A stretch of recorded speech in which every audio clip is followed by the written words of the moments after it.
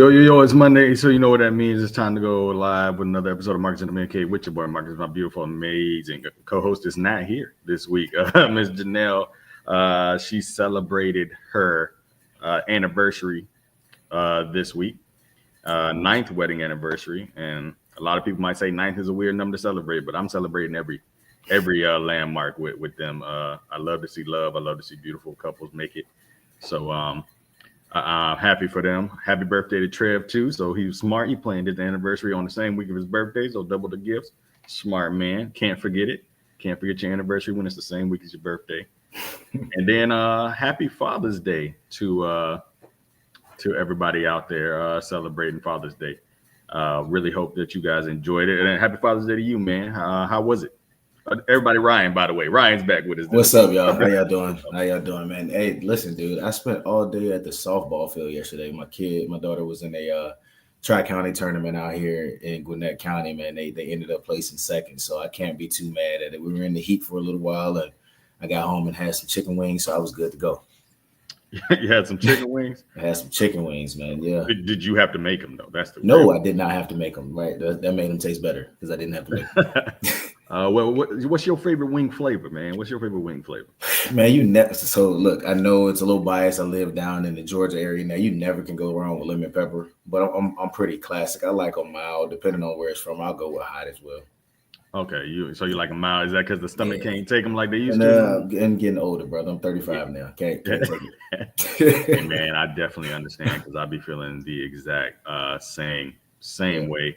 I used to love spicy stuff, man, but the spicy stuff don't love me like it used to. Not like it used to. They don't show the love back. Yeah, at all. So we're here this week. We're going to talk about Men's Mental Health Month. It's also the week of Juneteenth, so it's also really awesome that we have you here. I really appreciate you coming in and making the time. A lot of people, say they want to do it, and stuff gets in the way. And I understand, it's life. I ain't Joe Budden or nothing like that. So I know it's like, but the fact that you take the time and you try to work around and get the schedule so you could get with us means a lot.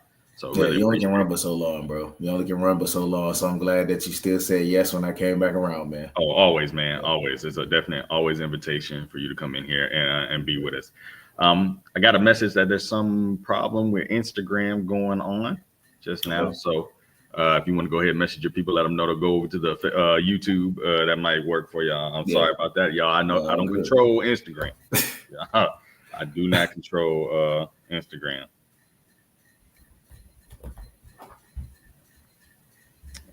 I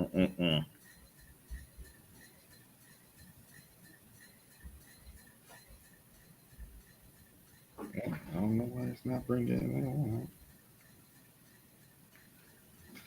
Let's see here. We're going to fix this for y'all.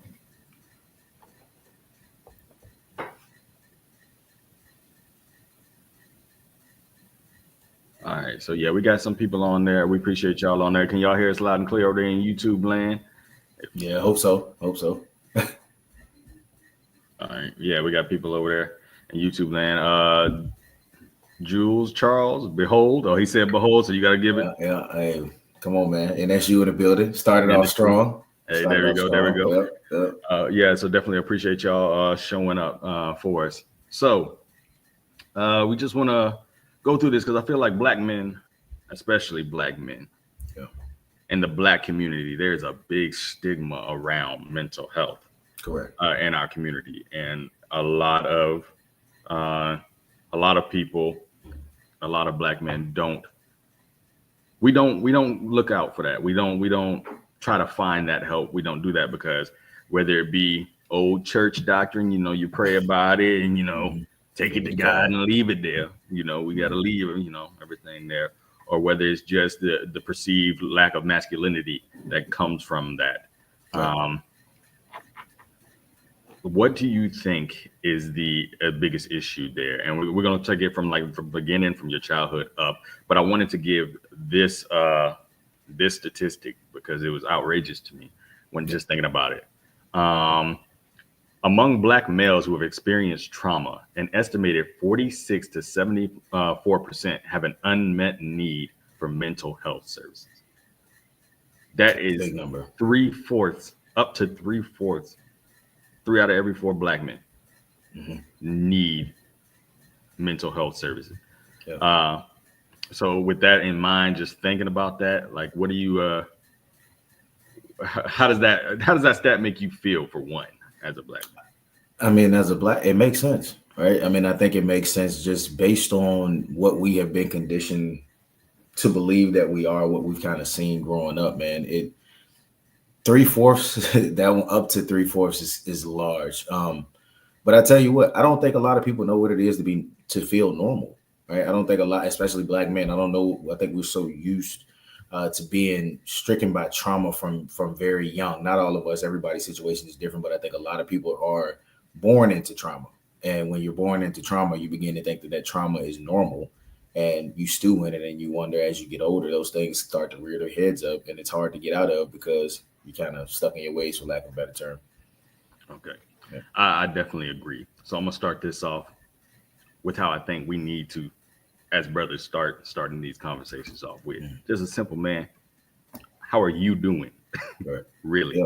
Yeah. Like, how many times have one of your friends ever come to you with just that?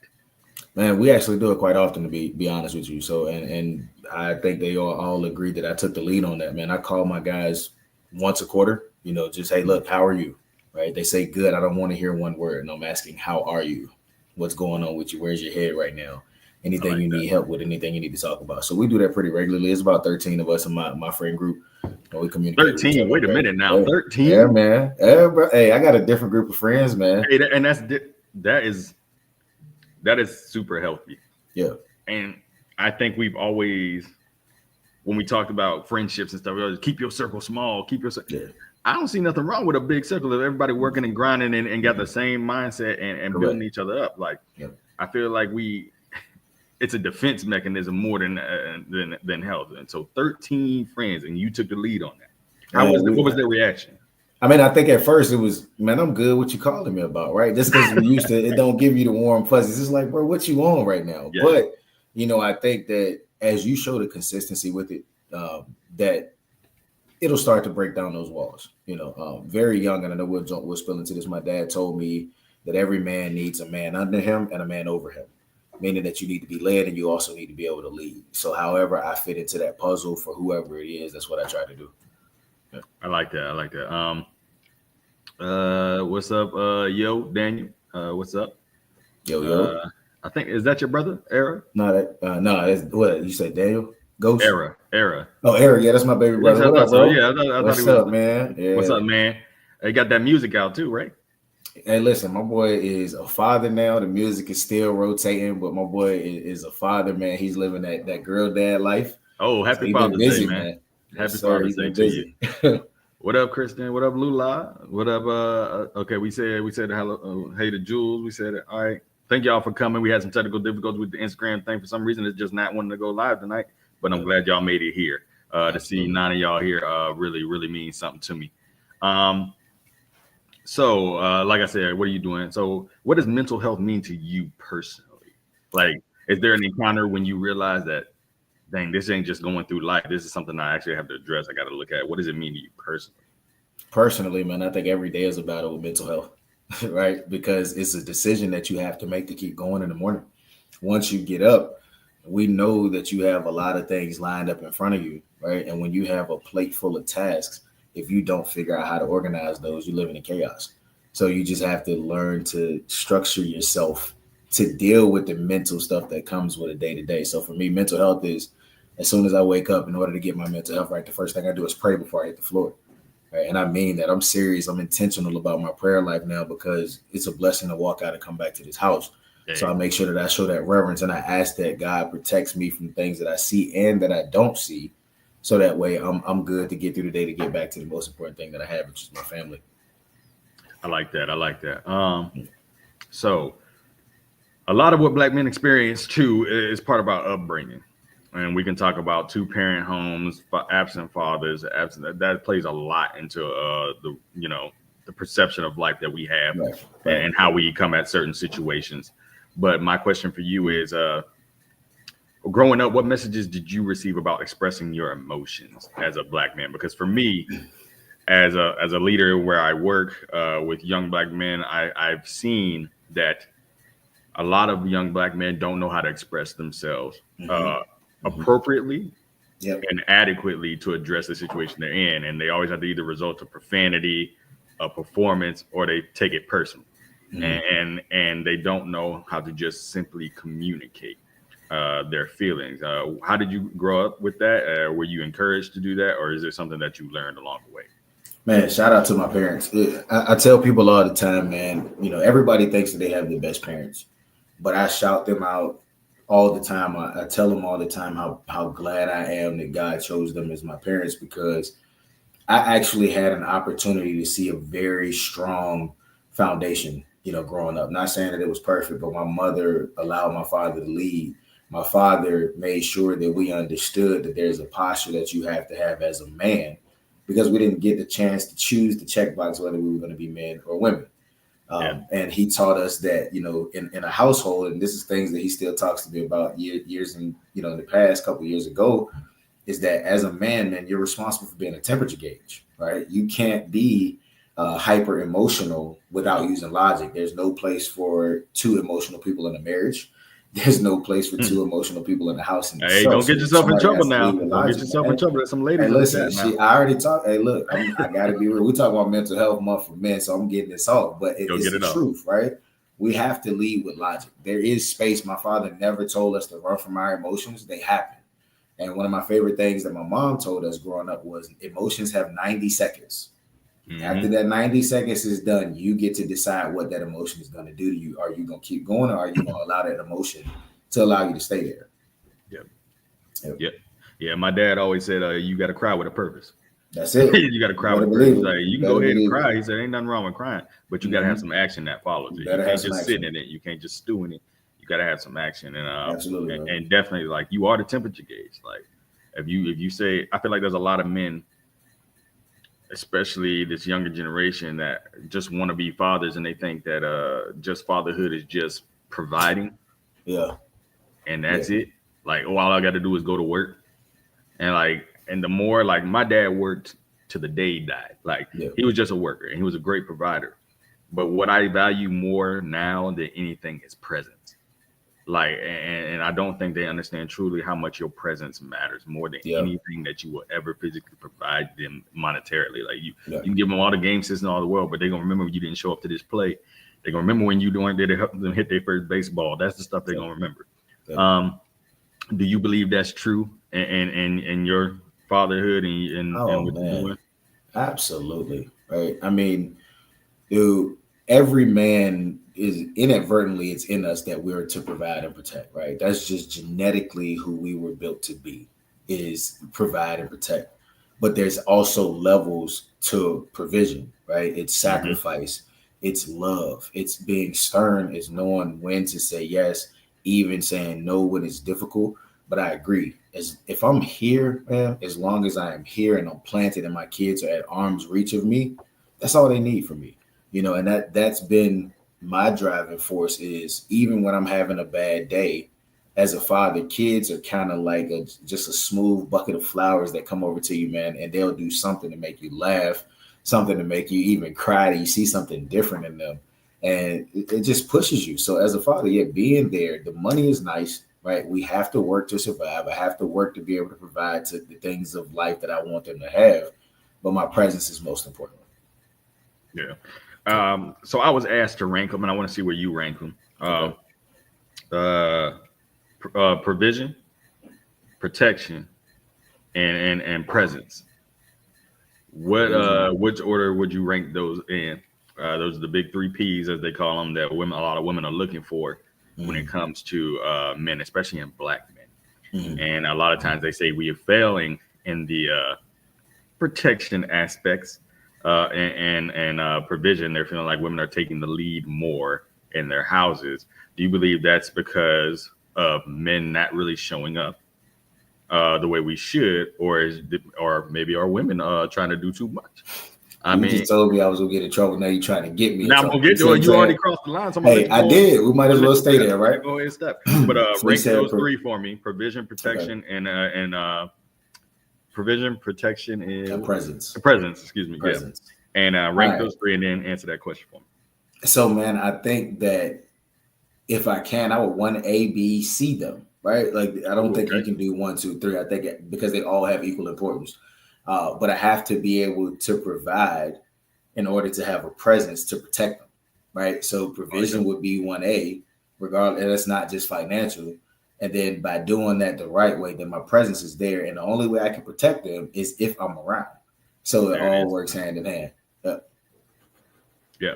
So and what do you put them in order as? So I put it as presence is number one. I feel like if I'm not present, I can't provide for you if I'm not there. And I gotta provide for you more than just financially and food. Well, I gotta provide knowledge. I gotta provide guidance. I gotta provide emotional support for you. Absolutely. So I got presence as number one, and then provision, and then protection as my last one. Because all that saying, like I'm gonna protect you emotionally. I'm gonna protect you financially. Like you ain't gonna be broke as long as you with me. Like I don't want you to be worried about when you swipe it, that thing gonna decline, because that's just not gonna happen, because it's not the man I am. But also protection physically too. Like I'm gonna go out and I've got my license to carry. I got all these things that I can do to make sure that you're gonna be safe. Do I want to have to do those things? No. I hope to live in a nice enough neighborhood where I ain't got to worry about that. Come on, brother. But if push come to shove, like I need you to know that I'm good for it. So that's why I ranked it. But I see you tried to sidestep that question, but I want you to go ahead and answer it. Okay. Do you feel like the fellas are not, our generation of men are not showing up the way that we should? Are we not prepared? Are we ill-equipped for? Because I think women have a lot of misconceptions that men don't want marriage. I believe a lot of men do, and do desire good marriages and do desire that, but maybe just weren't given the tools. But a lot of women say we're just not ready, and we're playing games. We're not good at it. Or do you think women are trying to overstep their designed role, as they say? Yes. To both. Yes. To both? Both. Listen, man. Do tell. Both sides have issues, right? And I talk to people about this all the time. We can't acknowledge one without acknowledging the other, right? For as much as men are screaming, especially on these podcasts. I can't wait till the tariffs go up on these podcast equipment, bro. I love your podcast, but these were, man, they gotta stop, because it's a lot of unqualified people trying to give qualification or substance to a topic that they're not versed in. Man, both sides are the problem, right? And unfortunately, what the fellas not gonna like to hear from me about this, but we talking about mental health, we got to get this right. We can't care what the women are doing. We're men. That's who we are, right? I say something to my wife all the time, and I mean it. And this is no disrespect. I don't care what you bring to the table, because I'm building my own table. Come sit down. You get what I'm saying? I don't care about that. But in the same token, where women are failing is they are out of line, right? There's an order to the way that things need to be done. And there's a big difference in standards and preferences. I talk about that too. A lot of women have taken their preferences and made them standards, right? Your income, your height, all of these different requirements, they're making those things. Being a gentleman comes after what you make and what you look like. Boy. And then there's a complaint, right? And being real, there's a complaint about who they run into, and they choose to generalize their experience with every man that they come across. So both sides have an issue that they got to correct. I feel you, man. Oof. Sorry. Ooh. Best stability is accountability, ain't it? Man.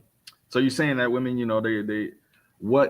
but what do you think has caused them to be that way? Is it us, or is it because part of me wants to believe that it's not so much us. Maybe it's just the socioeconomic standards have changed too.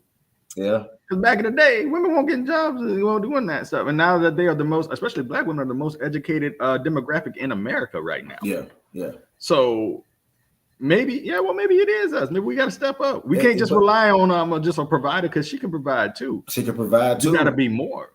Correct. Like, you have to be more. Correct. But here's something that I think a lot of people overlook. Man, my grandma was born in 1924. And I remember very vividly when my grandma was in her 60s, one of the things she told all my female cousins, you don't never be broke. Never. So while women didn't have the rights, they always had the money. Like a woman that's attached to a man who's providing, like you said, you're the type of guy you're not going to have to, that card ain't declining with me. Yeah. Right. So they're never broke. And we all know, and the fellas is watching know this for a fact, you give your lady a $50 bill, you're not getting that exact change back. You ain't getting. You'll get some of it, but you ain't getting all of it back. They always will. Unless she drive past Starbucks, you come on, man. If she drive past Starbucks, the change gone. It's just what it is. But I think, man, it's a cycle, though, right? It's so much negativity spewed out on social media, especially present day, about who men and women are. Right? We look at the statistics. The statistics say millennial fathers are in the house more than they've ever been before. They'll say, but we'll see on social media, oh, deadbeat dads are everywhere, right? We got deadbeat mothers now, ones that drop their kids off with that don't care, running the streets. And then, there's this argument. Oh, man, I have such a fire about child. We'll get into that later. I don't even want to bring that up right now. But, men, a lot of men who grew up in single family households, and I'm speaking and call this ignorant because I did not have that. But this is just being around people, interacting, having conversations. I want you to think about your father, and I'll use my father as an example. If you don't have a male figure to at some point show you how to be a male, show you how to apply logic, and you're being raised by a single mother, not saying that they're not capable, because they are. There is a piece of logic that you cannot develop without having a man tell you that this is how you tap into it. And what we're seeing now, especially with these young kids, these YNs and these young shooters, the reason that they do that is because they have no logic in their head. They go straight to emotions. Everything offends them. They're dying behind trash talking on the internet, man. It's a lack of logical thinking, and then it's instant regret. Yeah. That's one of the things I think men struggle with the most, is the lack of logic and instant regret. Yep.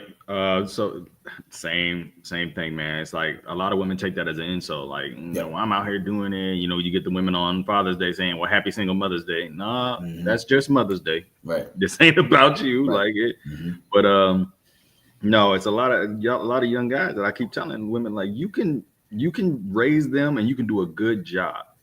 But there are some things they're not going to get. Like a lot of people say about me at work, they're like, oh, why you never let a lot of stuff bother you. Stuff don't get to you like that. Like you always stay calm when it's a pressure situation. Like, yeah, because I got to think logically. Like, first, is this going to last, 5 minutes or 5 days for one? Yeah.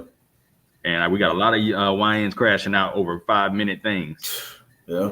And killing folk and doing stuff because they've never learned to think with logic. They just think with emotion. And there's nothing wrong with that. There's a place for that. I feel like women were made specifically for that because that's what we lack. Yeah. Like we lack, and we don't have that. And it's a balance. But when men don't have it, terrible things happen. And then you set someone else's daughter up with that man that you raised that way. And you wonder why the men continues. Yeah. And y'all mad at the men for not being men, but if they're not raised with a male role model, and it don't even have to be their dad, there's plenty of uncles that used to step in and stuff like that. And I think one thing our generation has to do too, we're getting older. We, mid 30s and pushing 40s and stuff like that. Yeah.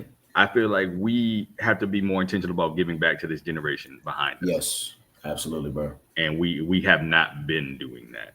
And we failed. We failed. I mean, call it what it is, right? I remember the 30-somethings when I was a teenager would definitely tell you, yo, go in the house, right? Mm-hmm. They'll tighten up, man. Hey, don't talk to your parents like that, your grandparents like that.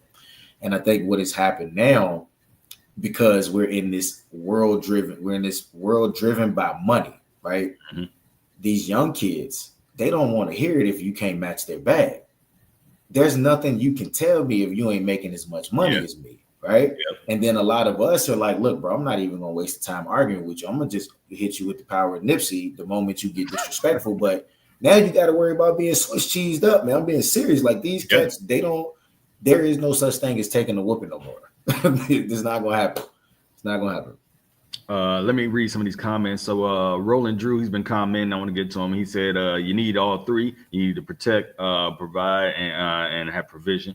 Mm-hmm. Anthony Sanders said that's good. What you were talking was good. He's saying the problem is Roland saying the problems are influences in music. No question. No Um, question. hmm. No question.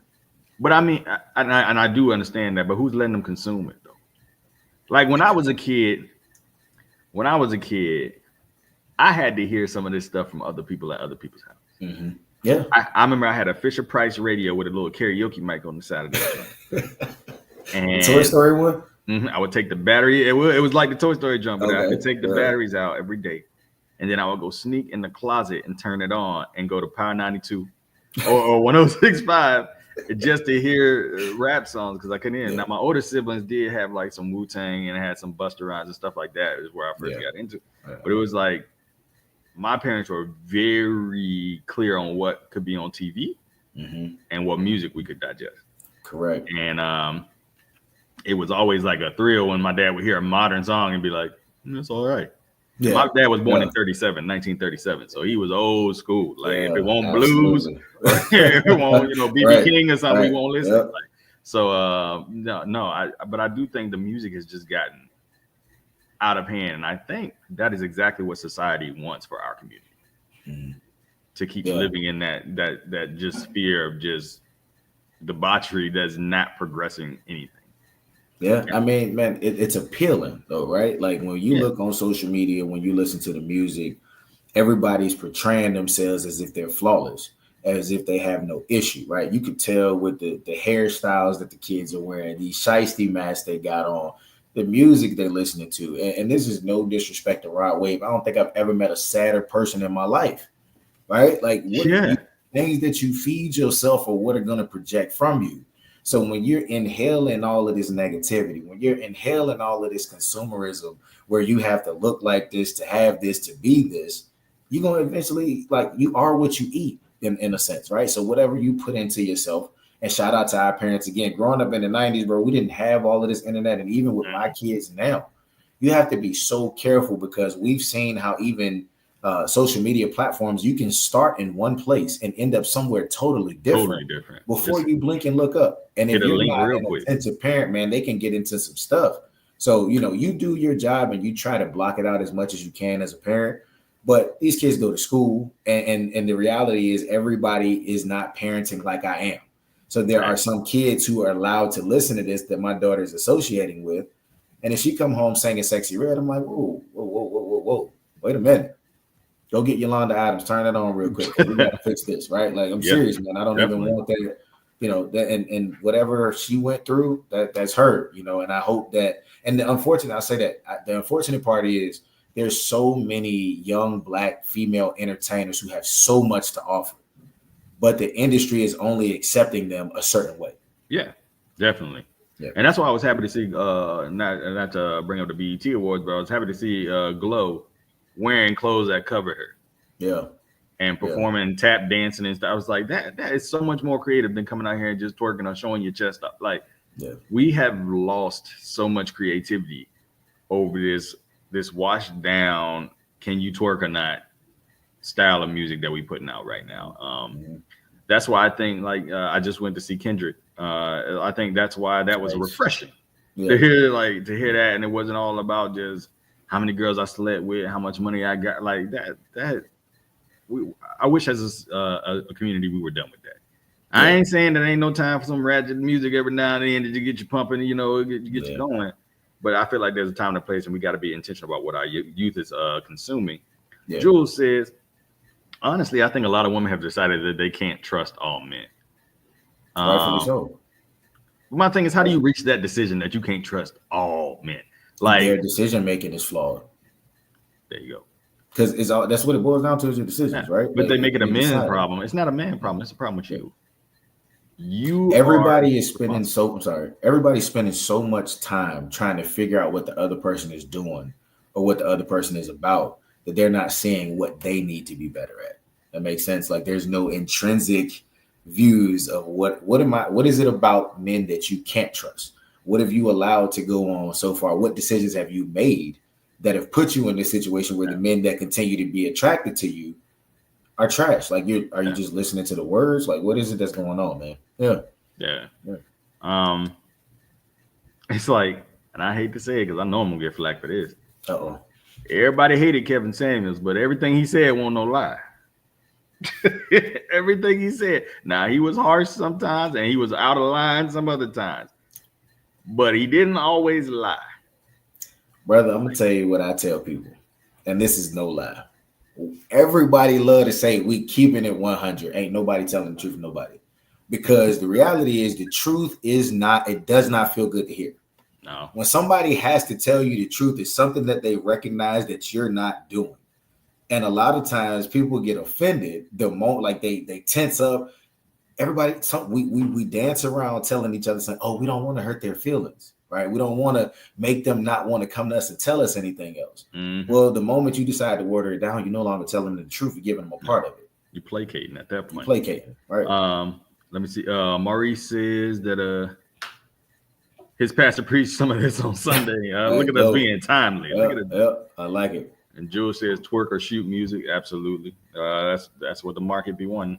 Lula says Kendrick's whole show was really good. It was, and SZA was weird, but yeah, it was good. SZA be doing weird stuff, man. Yeah, but she's an artist, and it was cool. It's not what you say; it's how you say it. I believe that to an extent, though, because sometimes, like I believe in tact. I believe in tact as a way to approach people, but sometimes these people need the life or death truth. Like sometimes they just need to hear exactly what needs to be heard, because there's too many people that sidestep, especially with our young black kids, man. Yeah. Oh, they just being kids. Oh, they just, until they're not. There's too many kids I've seen just destroy their lives because you've assumed that, oh, they're going to grow out of this, or they're going to stop doing this, or you remember how you were. Yeah. But remember what I could have been probably if someone had to stop me from doing some of the stupid stuff I did. Right. Exactly. Yep. Like we fear conviction and correction in our community. And just because that's what daddy did or what, sometimes it's just time to break a cycle, and you just got to break it how you got to break it. Correct. Yeah, you can say the truth without making it disrespectful, but you also got to make sure you ain't watering it down to the point, like Ryan said, where you're no longer saying what needs to be said. You're saying what is easy for them to hear. And also to spin to that, don't take it as disrespect. Yeah.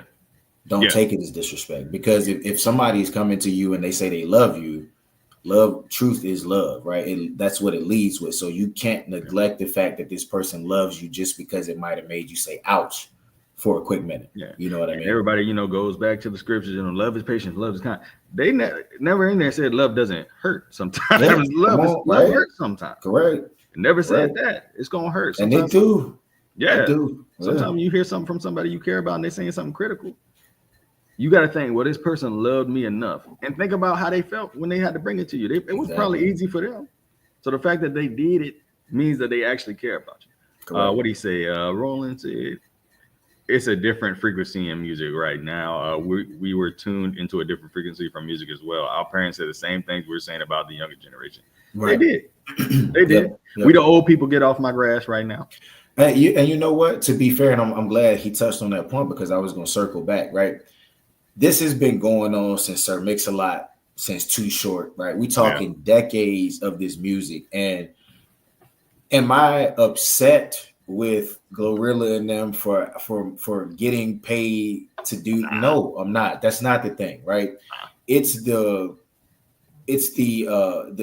of line, right? That type of music, when we were in college, if we had a party, somebody dancing, cool. But I don't want my daughter's step team stepping to their music. Absolutely. I don't want, what I'm saying? Like, we're not going there. You know what I mean? So it's all in the time, like how it's marketed, right? And especially when people like Cardi B come out and say, no, my daughter doesn't listen to my music. Yeah. Right. Yeah. She, so. Like she said it. I'm not a role model for your kids. Like you need to role model teach your kids. Right. Kendrick says, we lack conversation skills. The messenger is more important than the message. Exactly. Yes. We take it more offensive who's saying it than what they actually said to us. Correct. And that's a big problem. But retracting on the mental health part of that kind of thing, when we're going through stuff like this. So I got a group of friends that I game with, and stuff like that when I'm having a tough time, and we bounce stuff off each other all the time. It's like, hey man, and we have some tough, like we be playing 2K, and instead of taking shots on the court, we take shots at each other sometimes. We'll be like, hey man, you could have did this better, like you tripping. you know, and I believe that's like a super important thing to have friends that you're accountable and be in relationships where each one of you are accountable to each other on how you treat and how you act and the actions you take. So for you, man, when you're going through a tough time, are you more likely to reach out to your wife? Or are you more likely to reach out with your friends, or is it just depending on the situation? What's your balance? Man, this gonna sound cliche, and I'm gonna be honest. I consult God before I talk to anybody. Hey, nothing wrong. I got to, right? Because for all that, my wife, I love her. I know she loves me. I know she's gonna give me good advice. My wife's going through her own process too, right? My friends, they're going through their own process too. And what I'm going through in that moment, I just feel as if in my life now, spiritually, God will direct me to whoever it is that I know I can lean on in that situation. But a lot of times I do, you know, in the word, I take heed to my wife, man. Like she knows me, and she knows what I'm about. And a lot of times it's that calming voice that she provides that kind of helps me reshuffle and refocus everything. Okay. So she's the aftermath. She's the cool drink of water in the desert after you've been through it. Oh my God. What the words say, he that find a wife, find a good thing. It didn't say good wife. It said who find a wife. So you know. And when I'm like, can you describe for us the feeling of what that does for you as a black man? Like that feeling that you come home and she's right there, ready to be that common force. What does that do for you? Bro, the whole world can look at me as a failure. The moment I step inside my house, I'm a king. Boy, say that one more time for the people. The whole world can tell me I'm a failure, but when I walk into my house, I'm a king. That's it. And it took a while to get there, right? And my wife would be very transparent to tell people, like, we're not going to sit here and pretend. We've been married 11 years. It hasn't always been sunshine and rainbows. We've been through absolute hell. And that's just being honest. But once going back to Big G, because that's where I really, like, he took a hold of our marriage and told us that our marriage was going to make it when we didn't think so.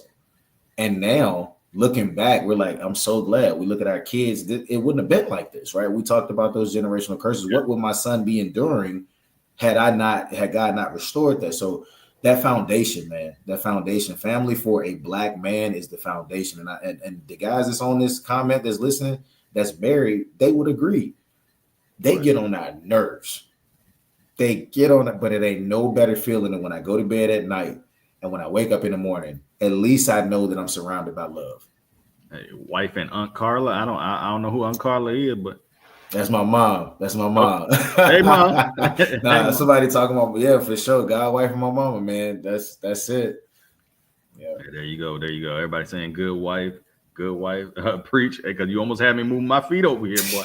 Almost had me move my feet. It's real though, man. Nothing like a praying wife. So we got at the top of the head, but I want to hit this and let's give her props because she's not on the camera. One day we're gonna have y'all on camera. We have to marriage absolutely. Stuff, so we can have y'all all on here. Absolutely. When was the moment when you looked at that woman and you said, hey, you know what? I'm a greater man when this woman is beside me. Every day, bro. Oh, I'm just talking about initially. I'm talking about in general. What was the moment when you said, you know what? This gotta be it. Like this gotta be it. Bro, she came to me right before we got married. And she looked at me and she said, this is one of my phases as a man. You know, we sometimes go through where we feel undeserving. You know, we feel like we're not even worthy of you, right? Like, I need you to tell me something because this don't make sense. And she looked at me and she said, from the moment I met you, the man that I knew you could be, I saw the potential and it was worth waiting for. Woo. It don't happen like that nowadays. And I'm glad that I got out that game early. But when she told me that, bro, that's when I said, there's no way. At that moment, I never wanted to let her down again.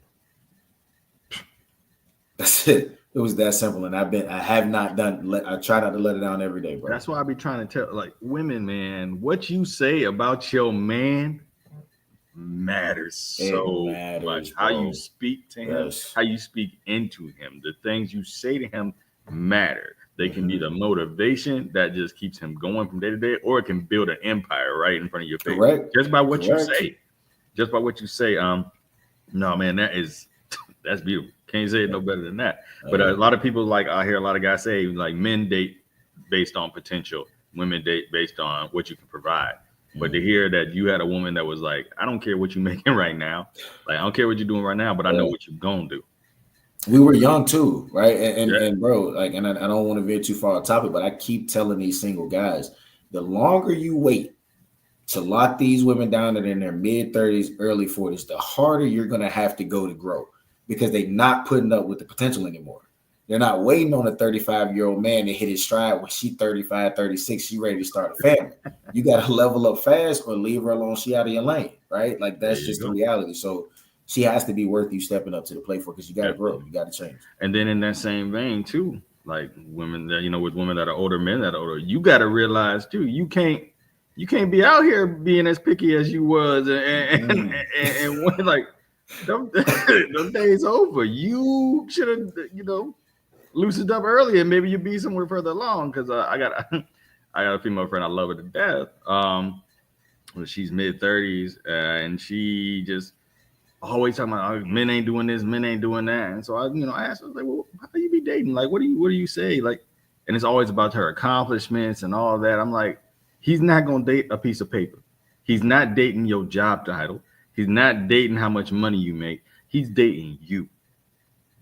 Only thing that's gonna matter to him is you. And how do you make him feel as a man? If it ain't got nothing to do with that, he ain't wasting your time. You wasting yours. You wasting that. All right. Wasting yours. Oh man. Look, I'm gonna say this and then we're gonna move on. Yeah, we're gonna. Ladies, men don't care. There it is. I try to say it all the time. They don't care. We don't care. That's not what we're looking for. And this is coming from a married man, Marcus. I want to know if you feel the same way, but this is how I looked at it. Tell me.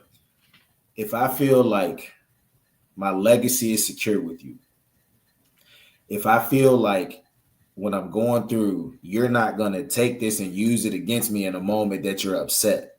Hey. If I feel that you're going to be an addition to my entire family versus a subtraction, and the same on your side, that's what men want, like deep, and that's what men need. Whatever it is that the world is telling men that they need, the BBLs and all, yeah, bro, whatever, do your thing. But at the end of the day, it's up here that matters, and in here of a woman. And I tell women, we talked about it. They speak so much life, and they also can speak death to a man, and they don't realize the power that they have with their words. Yeah. They cut deep.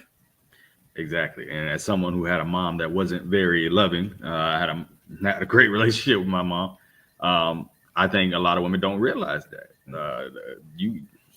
Sons become how they are emotionally a lot of times because of who their mothers were. Correct. And my biggest thing is, to add on to your list, if I cannot be vulnerable with you without fear of some sort of retaliation, like you said, used later, if I can't cry around you, if I can't tell you my deepest fears, if I can't do that without fearing that it's going back to your homegirls and stuff like that, and you can't keep what's in our house, it's absolute. It ain't gonna work. It ain't gonna work.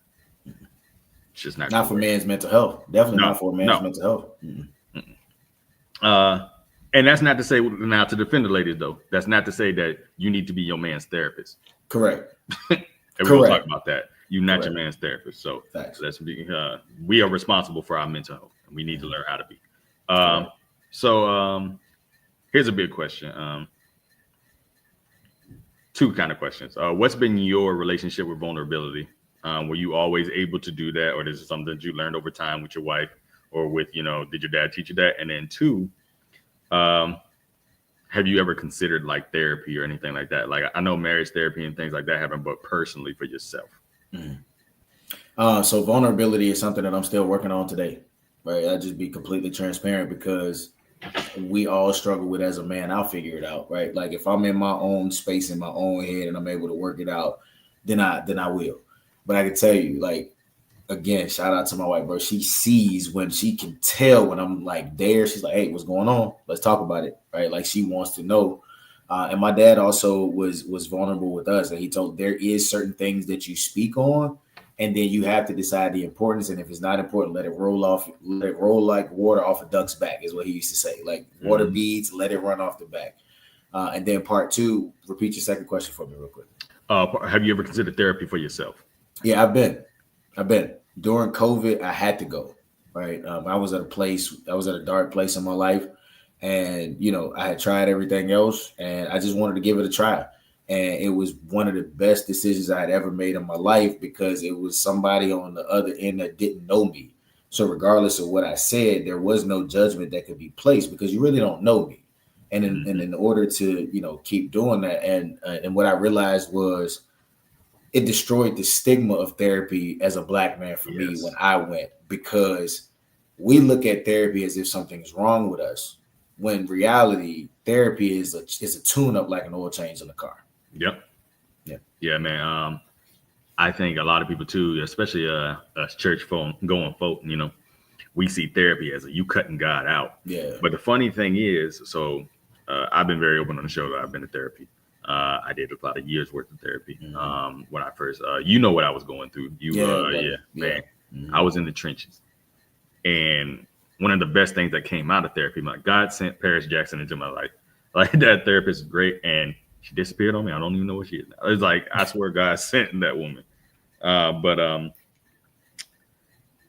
one of the things it did for me is made me realize, it let me open up to hear God better, for one. Because all of what I was going through was me. Yeah. And I had cut God out of it. Yep. A lot of the problem was I had cut God out. I started believing in my own hype. I was excelling in my career. I was like, I'm doing this. And the funny thing about God is he can remind you real quick that I can break you down to your rawest form and make you remember where your help come from. That's a fact, bro. And so it brought me, and it's funny now because I left DC and I came to St. Louis broken.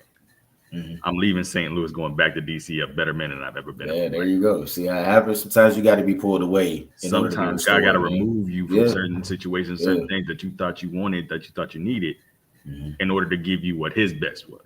Correct. And so that's what I was going through. And my thing is, with therapy too, man, if you really, ain't nobody got to know. Nobody got to know. And plus, whose business is it? I don't care if you know or not. It ain't your business. You know what I mean? The people that need to know will know. But my thing was, I wanted to tell people, because it's like, man, some of these dudes out here are racking their brain, just killing themselves over stress, over all this stuff, carrying baggage that ain't even yours to carry. You carrying stuff that your daddy didn't do, or you didn't do, or not having that. Like, as men, I wish we understood that we have so much power to change course, to create new legacies. Like you said, when you're choosing, I don't care what your family is, when it's your time to make your family, you can choose to be better. Correct. You choose the partner that's going to create the best legacy for you and do all that. You're not you're not who raised you, or who you were raised with. Right. And I wish we did better with that. So what do you think stops Black men from talking openly about their mental health?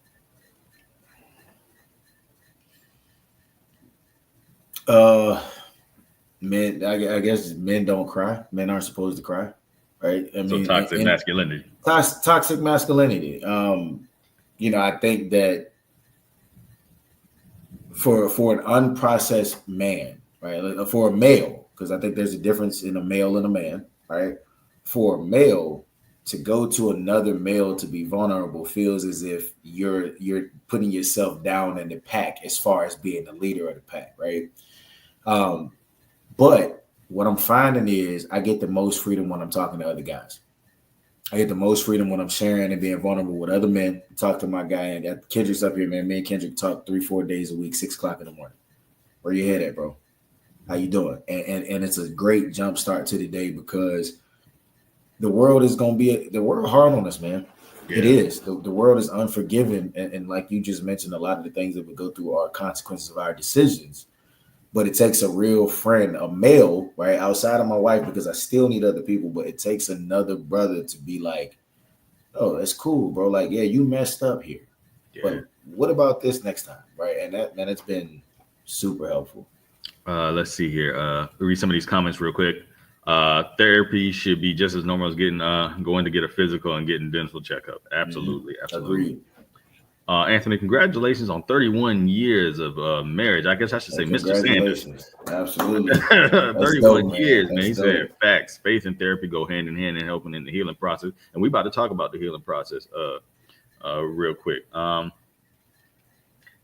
Let's see here. It's been stereotyped as a sign of weakness. Absolutely. Yeah.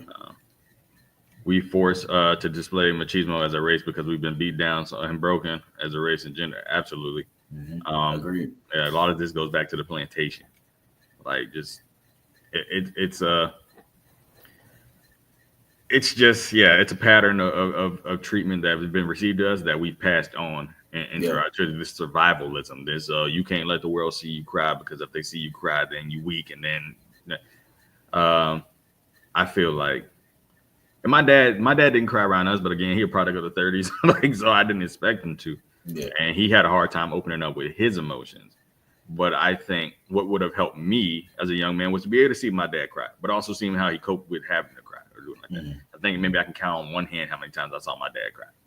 And it had to be showing up something emotional for him to cry. Like about something. But those 6 a.m. calls are a gift from God between therapy and fellowship. I'm so blessed and grateful. Absolutely, brother. I'm telling you, and I hope that joint grows into a group chat, bro, because it's a great thing to start. Y'all should launch that, man. You gotta get my man cave people on it. There's a lot of us that need stuff like that. Absolutely. Yeah, my friend Michael, he's been on the show a few times. He started with our group saying I love you randomly. Just randomly, man. Like the first few times, you playing the game Call of Duty, man. I got something to aim down the sights, and all of a sudden I'm here. Hey, man, I love you. Like, you. Like, and it's funny, like how your physical reaction goes with the mental. It's like you get this weird little smile on your face, like what am I supposed to say to that? Bro. But it's like, why shouldn't that be normal? And one of my friends, Darnell, he been on the show too. He did that prank on me. I hadn't seen it yet. The good night prank. I don't know if y'all saw it when you call your homeboy and say good night. Yeah, he called me up. Was like, hey man, good night. And I reacted like a typical dude, like, man, what you doing, man? Like, I was like, man, I saw my first question is, you all right? Like, you drinking? Like, and it, after the fact, it's funny, but after the fact, I'm like, why is my first reaction to that? Are you all right? Are you good? You must be drinking. Instead of that's my homeboy making sure I'm good, like checking in. Like, it's weird. It's gonna take some getting used to, but I'm like, why can't we? Why can't it be that way, bro? It should be that way. And life is short. Right. Who knows when your last interaction is with people and stuff like that. So come on, brother. We got to attack things a different way. Not that it wasn't funny, because it was funny. It's funny, but it's serious. Seeing the video was pretty funny. Let's see here. Let's talk about healing real quick, and then we'll close out. But so when you are overwhelmed, I know you said your relationship with God is super strong now. Like, y'all hand in hand on it. When you cope, how do you cope when you're overwhelmed? Do you have any habits, any practices, like prayer, things, of course, like that, but like any like places where you go? Because I know you're big into golf. And I'm terrible, but I love it, boy. I love it. Talk about that a little bit and tell it, like, is that one of your habits of coping with things, or like? Man, it's my freedom. So just recently, it's been about 10 months now. I go to the gym 5-6 days a week. Is how I get my motor running, my engine revving. It helps me kind of prioritize what my day looks like. I'm in there 4:45, 5 o'clock in the morning every day during the week. And then golf, man. So my baby brother, Eric, played golf in high school, and this is actually a direct like correlation with stigma, right? As Black men, we weren't playing golf growing up, man. Like, we were basketball, football. You may have baseball, track and field, right? Absolutely. I wish with every bone in my body that somebody would have put a golf club in my hand now as a kid, because I've been playing for 2 years, bro. And I tell them all the time, they see me and I'm sitting out there and it's just so peaceful. It's an opportunity for me to hear the birds chirp. I can see the trees. There's nothing moving. I'm not looking at a bunch of different work stuff. It's just a chance for me to exist in this earth with other people that have a common interest. So that helps me cope, when I'm going through some things. But I lead it with prayer, and I'm never going to tell anybody else to start anywhere else. We talk about it all the time. Consulting God is the safest way for me to be before I make any kind of move, because moving at my own pace and in my own power, I'm going to get it wrong every time. Absolutely. Yeah. I love that. I love that. I'm not a golfer. But yeah, man. Like people ask me all the time. Like I travel all the time, so I'm always on the road. I'm always in different countries. But the one thing I'm always gonna do, I'm gonna get out. I'm gonna walk. Yeah. I'm gonna just walk, and I'm gonna have conversations with God. And a lot of people I think get nervous about that whole conversation with God thing and like how I gotta sound. Man, I talk to God just like he's just like a dude standing right in front of me, man. Of course, I have that reverence of who he is, but also I'm just gonna tell him how I feel. I don't have to, a scripture that says you don't got to pray like the Pharisees, use a whole lot of words thinking that he gonna hear you better. Like just talk to him. Oh man, just talk to him how you talk to him, and that's how I make a lot of decisions with my life, my career. So much clarity is gained from just unplugging, getting away. That's why I love, like, when I go to country, sometimes, I don't have service and stuff like that. Yeah. And I used to worry about that so much. Like, I'm going to miss this. Man, sometimes I'll be like, I'm glad my phone can't ring right now. Like, I'm so glad my phone can't ring. And that's something I know I need to be a lot more intentional with. Is just putting the phone down, because I work with my phone. I do everything with my phone. I'm away from my family, so I communicate with my people through my phone. But I know for a fact that part of your mental health is what you're consuming on that cell phone. Absolutely, and bro. Sometimes you got to just put that down. Yeah. All right. So, what is something you had to unlearn in order to grow to the man you are today? Man, you writing books, you raising kids. Like, what is something you had to unlearn right now? I am totally different than what I used to be. You saying that out loud, bro? I am totally different than what I used to be. But man, the babies, man. Like, I just, every day for me is, there is no way I'm going to leave a legacy untaken care of when I close my eyes for the final time. It's just not going to happen. I can't do it. I'm failing them at that point, right? Yeah. I failed at that point. My mission is, that's what I truly believe the measure of a man is. But having to unlearn something, I would say that, and my father would have no issue with me sharing this, my dad let things slide too much sometimes. When, he was like, hey, look, as a man, I don't want to go there, so I'm gonna just leave it alone. But I had to unlearn that, right? Because what I started to notice is, somebody can offend me, and I'm sitting here and I'm mad about it for a day. 5 minutes after they offended me, they've moved on and don't care about anything I have going on. So why am I sitting here, right? Instead of speaking up and saying what's on my mind, and again, not being disrespectful, but I have to, I had to learn that it's okay for you to speak up. And it actually helped me even in my career now, being able to speak out vocally, intelligently, tell you what I mean, while at the same time understanding that here's why I'm saying what I'm saying. Right. And that's another quote. Another thing I gotta go at the women about, because a lot of times they say when they want a man in tune with his emotions and stuff, but the minute he tell you how he feel about something, is you spazzing out, you acting like a woman now because you guys are like, no, man. It's like, what do you want? What do you want? Do you want a guy that's always enough to communicate? And that's one thing I had to do too, man. I used to don't argue because everything would be better if you don't argue. And sometimes, no, it's like, as a man, respect for yourself is just as important as respect for other people. Correct. If you allow people to say whatever they want to say to you and you don't challenge it, you're telling them how to treat you. Absolutely. And so sometimes, like, you just got to put your foot down. Then if someone can't respect that you putting your foot down about how you feel about something, you need to reassess if they need to be in your life. Exactly. First of all, you should never get to the point where you have to address something like that. But if you continuously have to address it, and instead of being met with, all right, yeah, I did hurt you, I did say something wrong, you're met with excuse, or, well, I did that because. Be very careful about who's in your life. Absolutely. All right. Last questions for you. Like, what would you tell other Black men right now about mental health and what they need to do? What would you have liked to tell your younger self? What I would tell Black men is, brother, y'all are worthy, man. Y'all are worthy. You're good people. You're good husbands. You're good fathers. You're good men. The things that you went through in your life do not define who you are right now. Every day that you close your eyes and you get the chance to wake up, you get an opportunity to make another decision. Don't let your life be about the money. Don't let your life be about the women. Don't let your life be about looking at everything that you don't do well. Give yourself more credit. Find a hobby. Do something for yourself, man. Take care of your bodies. Get in the gym. Let's start eating better, because a lot of us are dying prematurely, especially as Black men, bro. That high blood pressure, stressing out, crashing out. Suicide is at an all-time high right now. Speak up. And if you don't have somebody that you can connect with, please send me a message. I don't mind hopping on the phone with anybody, man. Yep. Y'all see his contact right on his name. Add me on Instagram if you're not already there. I'm telling you, it's so important now, because in order for this world to heal, men have to heal first. It ain't about the women, and I'm gonna give them that pass. In order for the world to be healed, it's going to start with us. Absolutely, it's gonna start with us, man. Them Summerlin boys put me on the golf. Right now, before we leave, I want everybody right now to subscribe to the channel, since y'all here. Yeah, so y'all want to hear nothing. Y'all gonna show up next week. This ain't like this day in church where everybody here. Then next week we empty. Y'all go ahead and subscribe for me. I appreciate that.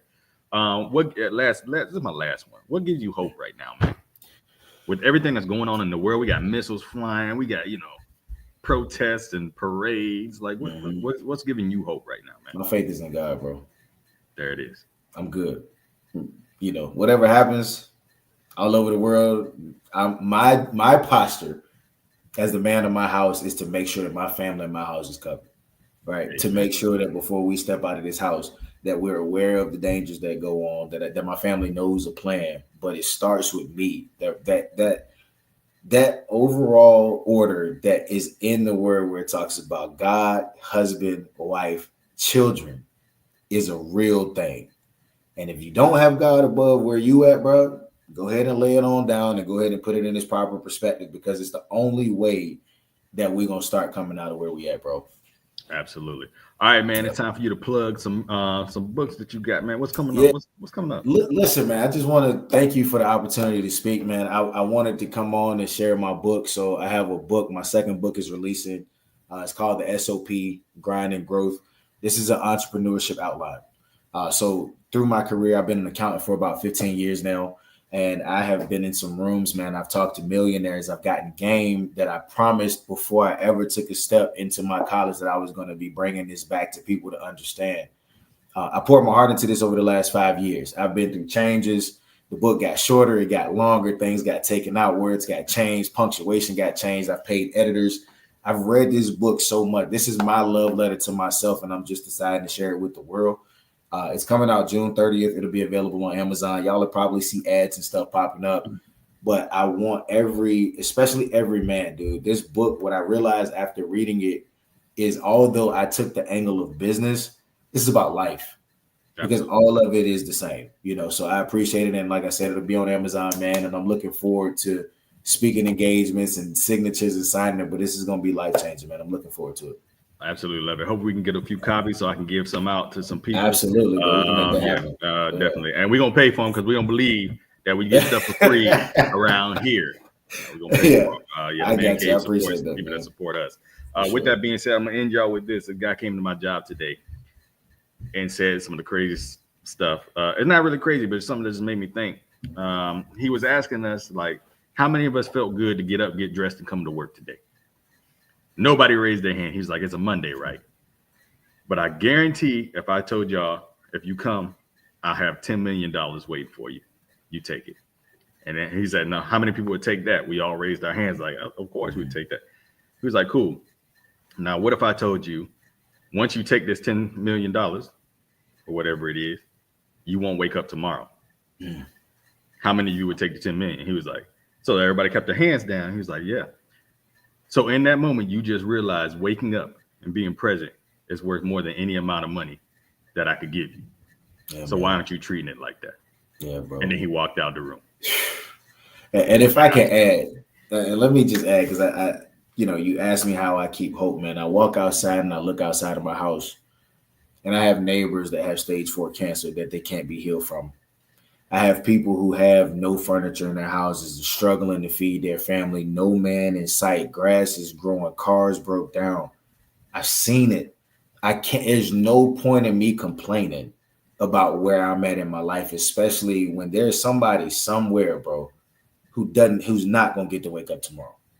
Absolutely. Absolutely. Yeah. Hey, brothers, I love y'all, man. Hey, stay strong, bros. I love y'all, man. I'm proud of y'all. Hey, thank y'all for coming tonight. We love you. We appreciate you. And we hope you have a blessed week. I'm praying for all of y'all every single day. Even if I don't know you, just know you're in my prayers, you're in my thoughts. Stay strong out there. We love y'all. See y'all next All right, week. gang. Peace. All right.